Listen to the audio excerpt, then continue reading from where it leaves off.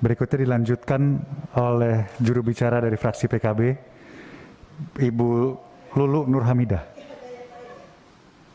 Oh, Bu Lulu nggak mau bicara? Mau dong. Wah. Itu cuman gaya doang, Pak Ketua.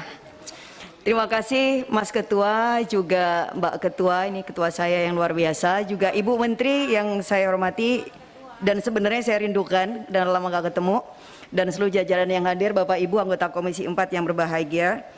Ibu Menteri, tidak ada catatan khusus tertulis yang saya akan berikan kepada Ibu Menteri, tetapi catatan dari apa yang kita dengarkan dari sepanjang waktu terakhir ini, terutama kondisi yang ini memang menjadi keprihatinan kita semua di Indonesia, saya kira udah lebih dari cukup untuk bisa menjadi pemikiran kita bersama. Apa sih sebenarnya yang keliru selama sekian dekade ini dari sisi kebijakan lingkungan hidup kita, karena memang apa yang terjadi hari ini itu seolah seperti buah dari kebijakan yang mungkin ada yang tidak tepat di masa-masa yang lalu. Nah, kalau kemudian kita memiliki cukup kejujuran untuk bisa menilai bahwa ada yang salah, ada yang kurang, maka yang kita harapkan adalah kebijaksanaan yang lain yang itu memang benar-benar bisa berlaku secara efektif di dalam menanggulangi berbagai persoalan yang ada. Seperti misalnya persoalan tentang banjir, tadi sudah disampaikan oleh Ketua dengan sangat apik yang terkait dengan persoalan di hulu. Tetapi di sisi lain saya juga punya pertanyaan kepada Ibu Menteri, apakah ada aturan yang bisa secara efektif dijalankan yang terkait dengan kewajiban misalnya developer atau pengembang kalau kejadian banjirnya itu ada di perumahan-perumahan yang relatif sangat besar. Apakah para pengembang dan developer misalnya mereka sudah menggunakan sistem drainase yang sangat bagus, yang itu kemudian secara reguler juga selalu dicek oleh KLHK misalnya, sehingga yang kita khawatirkan adanya kegiatan yang sifatnya ekonomik sebenarnya, tetapi tidak dibarengin dengan pelaksanaan ya dari adanya kewajiban untuk menjaga lingkungan. Kemudian yang terkait dengan catatan saya soal banjir di Kalimantan, Ibu. Ini ada pertanyaan yang sangat menarik sebenarnya dari orang-orang awam yang disampaikan kepada saya juga. Sepakat nggak sih kalau kemudian banjir di Kalimantan yang luar biasa kemarin itu disebut sebagai bencana ekologi? Kalau Ibu mengatakan kan tidak ya, karena Ibu mengatakan karena curah hujan yang sangat tinggi, atau kemudian anomali cuaca dan lain sebagainya. Atau mungkin orang lain akan mengatakan bahwa ada perubahan iklim yang ikut mendorong adanya situasi sehingga banjir yang sangat besar seperti di Kalimantan itu bisa terjadi. Akan tetapi kalau ngomong secara teoritik, meskipun saya bukan ahlinya, bahwa anomali cuaca kemudian juga perubahan iklim ini kan juga disumbangkan oleh adanya kegiatan-kegiatan dan aktivitas yang itu secara langsung memang berkaitan dengan adanya dampak perubahan iklim itu. Misalnya soal pembukaan lahan yang luar biasa dan kita semuanya tahu. Misalnya pembukaan lahan aja untuk perkebunan sawit di tahun 2009 sampai 2011 itu di Kalimantan katanya konon ini Ibu bisa dikonfirmasi ya, meningkat 14% dan terus meningkat sebesar 72% dalam 5 tahun terakhir. Nah, apakah ini tidak kita anggap sebagai bagian yang turut memberikan andil dan kontribusi dari perubahan iklim itu yang sehingga terjadilah apa yang kita sebut anomali itu. Sehingga anomali ini bukan hanya dampak tetapi memang ada kausalitas yang ini saling mempengaruhi itu. Jadi hulu hilirnya gitu dapat. Nah, hujan curah yang sangat tinggi itu ya konsekuensi aja sebenarnya dari adanya manajemen lingkungan yang salah atau kebijakan yang keliru. Kemudian juga bukaan lahan tambang yang meningkat 13% dalam 2 tahun. Kemudian kawasan hutan menjadi perkebunan yang monokultur sawit dan juga tambang batu bara. Dan ini yang kemudian dinilai sebagai pengaruh yang menimbulkan cuaca yang sangat ekstrim, baik itu di musim kemarau ataupun di musim hujan. Jadi kalau kemarau ya kebakaran, tapi kalau musim hujan ya kemudian banjir. Ditunjang kemudian juga dengan tata ruang misalnya perkotaan lain sebagainya yang memang sangat aut-autan pada saat-saat sekarang ini, dan mungkin bukan hanya saat sekarang ini ya, yang namanya tata ruang kota atau wilayah kita memang juga nyaris tanpa desain yang kita lihat itu memiliki sensitivitas adanya bahaya yang bisa ditimbulkan dengan adanya tata ruang yang amburadul itu. Kemudian yang lain Ibu, dampak yang ini juga mesti kita hitung bahwa dari adanya banjir di sana, kemudian ada 18.356 hektar lahan pertanian yang terjadi di 11 kabupaten itu juga terancam gagal panen. Nah, kalau sudah seperti ini ternyata benar seperti yang kita sampaikan berkali-kali di waktu yang lalu, bahwa lingkungan hidup yang baik pasti akan menciptakan kemaslahatan untuk umat manusia. Tapi sebaliknya, kalau cara kita memperlakukan lingkungan hidup yang buruk, maka yang terjadi adalah kemadorotan untuk umat manusia.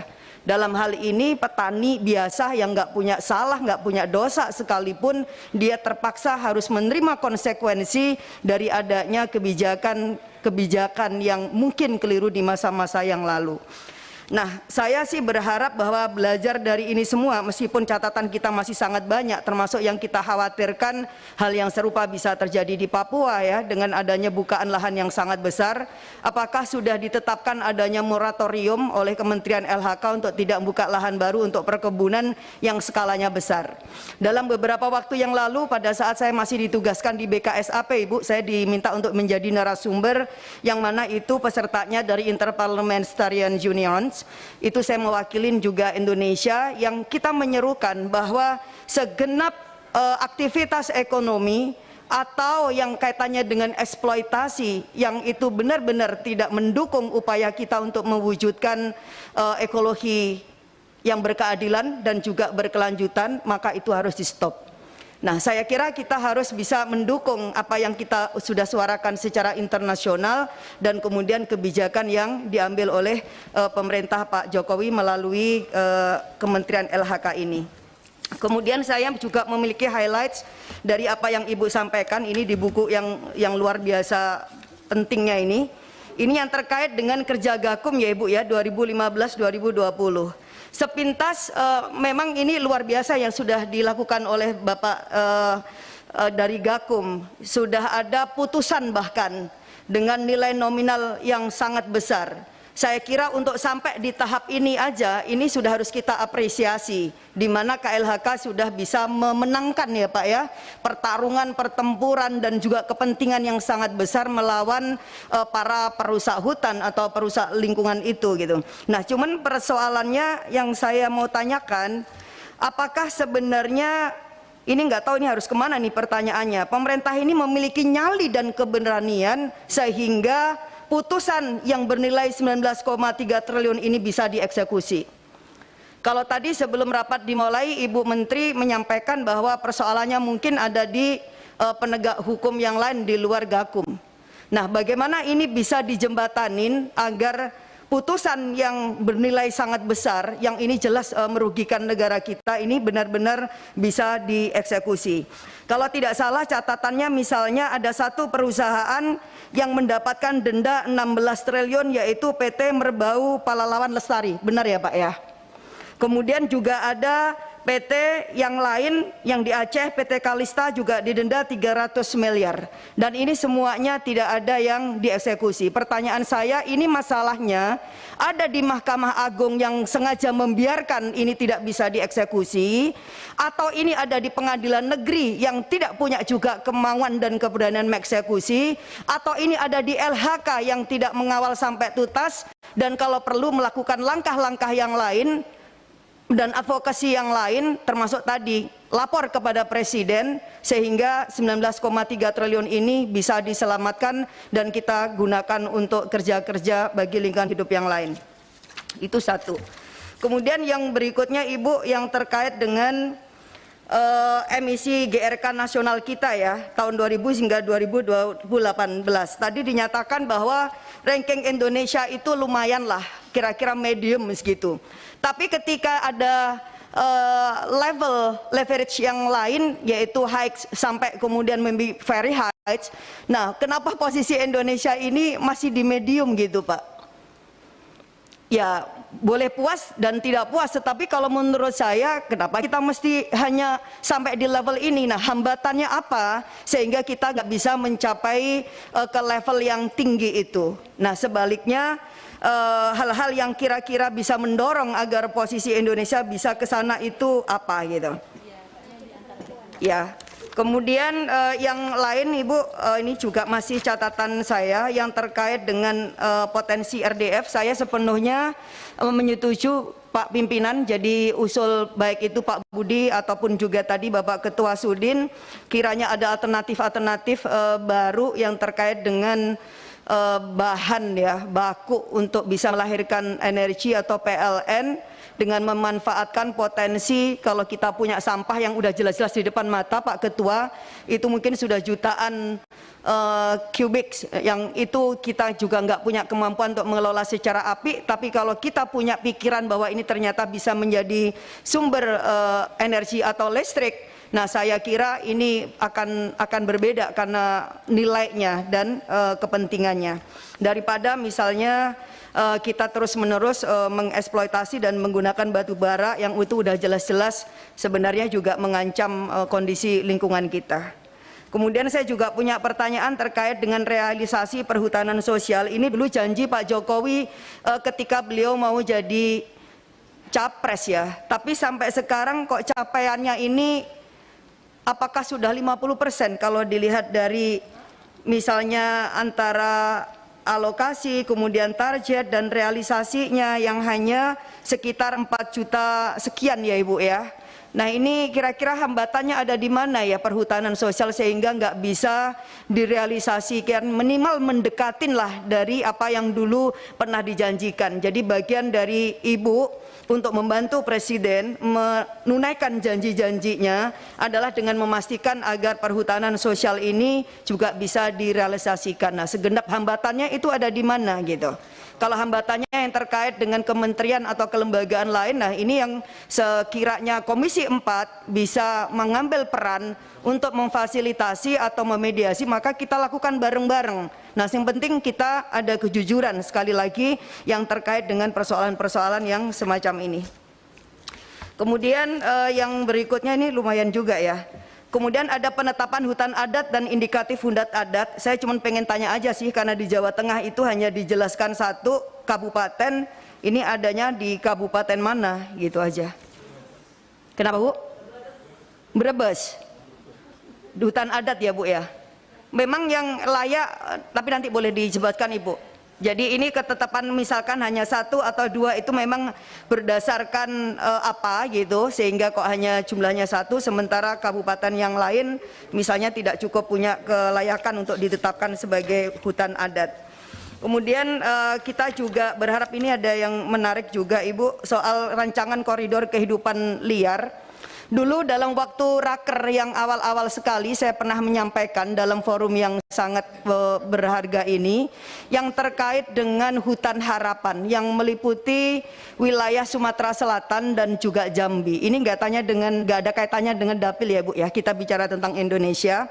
Karena kalau tidak salah Kementerian LHK sendiri yang sudah mengeluarkan surat keputusan bahwa hutan harapan itu sebagai hutan restorasi. Ya Bu ya, akan tetapi justru hari ini hutan harapan mengalami ancaman karena adanya SK dari LHK yang memberikan izin adanya jalan tambang yang itu bisa melintasin hutan harapan, padahal di situ juga ada kehidupan satwa liar yang harus dilindungi. Jadi ada apa namanya kayak semacam koridor atau jejak atau kawanan hutan, kawanan harimau ya kalau tidak salah, istilah teknisnya Ibu lebih paham. Tetapi di hutan itu ada harimau, kemudian juga ada gajah, belum lagi juga ada masyarakat adat setempat yang lebih kurang ada 400-an atau lebih kakak dan seterusnya, yang ini apakah sudah dipertimbangkan masak-masak dengan adanya keputusan Ibu untuk memberikan izin jalan pertambangan yang melintasin kawasan area hutan harapan, sementara jalur-jalur yang lain yang berada di pinggiran hutan harapan itu sangat memungkinkan untuk diberikan izin. Jadi sebenarnya ini soal pilihan aja. Kalau saya sudah kalau nggak keliru saya udah lihat petanya. Jadi ada jalur 1, 2 dan 3. SK Ibu ini memberikan izin itu persis di tengah yang membelah lebih kurang ya di tengah hutan harapan, dan itu akan mengancam banyak hal termasuk keanekaragaman hayati di sana dan lain sebagainya. Nah ini tolong diperhatikan betul karena kita dulu sudah mengusulkan ke pimpinan Komisi 4 Pak Budi, termasuk surat usulan dari warga, beberapa NGO, kemudian juga komunitas termasuk pemerhati hutan harapan ke Komisi 4 agar mereka diberi kesempatan untuk RDPU sehingga bisa menyampaikan persoalannya secara detail. Kemudian yang berikutnya terkait dengan alokasi anggaran Ibu untuk 2021, saya mendukung sekali kalau alokasi anggaran yang terkait dengan rehabilitasi hutan dan lahan ini memang kalau bisa ya ditambah, karena saya lihat inilah sekarang ini masalah kita yang nggak bisa ditunda. Mulai dari daerah aliran sungai terutama, karena saya di Jawa ya, saya hanya bisa mengatakan itu. Kalau yang lain-lain sudah bisa mengatakan hulu dari Das misalnya Barito, kalau di Jawa Tengah itu ada Das Bengawan Solo, bahkan di Jawa Timur itu daerah aliran sungai Berantas.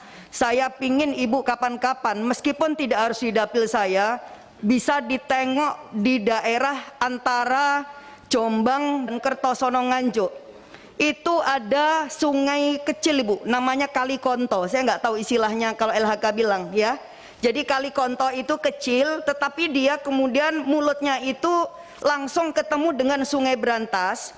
Ini kondisinya yang berkilo-kilo itu udah hancur. Padahal di seberangnya Sungai Konto yang kecil ini itu pemukiman, yaitu warga-warga desa. Kalau sampai ini jebol aja, karena saya melihat secara langsung, saya nggak bisa bayangkan, itu mengerikan sekali. Ini kalau sampai jebol aja, maka pasti akan ada beberapa desa yang kena tumpahan dari Sungai Berantas. Nah, saya kira dari pihak LHK bisa cek di sana, kalau perlu saya kasih nanti detailnya tempatnya di mana bisa saya bantu, karena itu mengerikan sekali. Nah, termasuk kemudian banjir yang terakhir di Bojonegoro itu juga karena menurut sebagian dari kita ini karena hulu dari Bengawan Solo ini juga harus diselamatkan. Dulu Ibu ya sudah datang sama Pak Presiden Jokowi termasuk ke Wonogiri, kita mau lihat follow up dari kunjungan Pak Presiden sama Ibu itu apa gitu untuk menyelamatkan lahan-lahan kritis yang ada di hulu sungai yang ada di Bengawan Solo. Saya kira itu Ibu Menteri, selebihnya doa saya semoga semuanya sehat dan bisa bekerja dengan baik. Tetapi memang lingkungan hidup ini menjadi concern karena hidup kita tergantung dari seberapa berkualitasnya lingkungan hidup kita. Jadi termasuk dukungan untuk Dirjen Sampah, karena memang kita juga khawatir selama pandemi ini. Awal-awal saja kita punya semangat untuk mengkhawatirkan sampah infus, tapi kemudian setelah sekarang justru orang memakai masker setiap hari, artinya kesadaran pakai masker itu tinggi, tetapi di sisi lain tidak diimbangi dengan kesadaran ini mau disimpan, dibuang, dan dihancurkannya kemana. Nah, maka ini malah mengerikan gitu, karena pasti sampah-sampah yang berbahaya ini akan bisa kita temukan bergeletakan di mana-mana. Nah, hal-hal yang begini mohon untuk jadi perhatian semua. Terima kasih. Wallahu muwaffiq ila aqwamit thoriq. Wassalamualaikum warahmatullahi wabarakatuh.